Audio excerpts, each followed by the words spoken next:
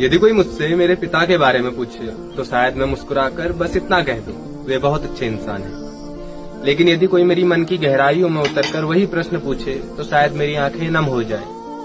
क्योंकि सच तो ये है कि उन्होंने जीवन में जितना सहा है उसके बारे में कोई नहीं जानता। उन्होंने अनगिनत बोझ अपने कंधे पर उठाए हैं, ऐसे संघर्ष झेले हैं जिनका उल्लेख उन्होंने कभी किसी से नहीं किया। उन्होंने न जाने कितनी इच्छाओं, कितने सपनों और कितनी खुशियों का त्याग किया, पर उस त्याग का बखान करना उन्होंने कभी नहीं सीखा। उनका प्रेम भी शोर नहीं करता, वो तो बस मूक है। वह तो एक शांत नदी की तरह निरंतर बहता है, निस्वार्थ, अडिग और अथाह। जब समय ने उन्हें परखा, जब दर्द ने उन्हें भीतर तक तोड़ा, तब भी वे अपने कर्तव्यों से विमुख नहीं हुए। वे हर सुबह फिर खड़े हुए, फिर मुस्कुराए, फिर दूसरों के लिए जीते रहे।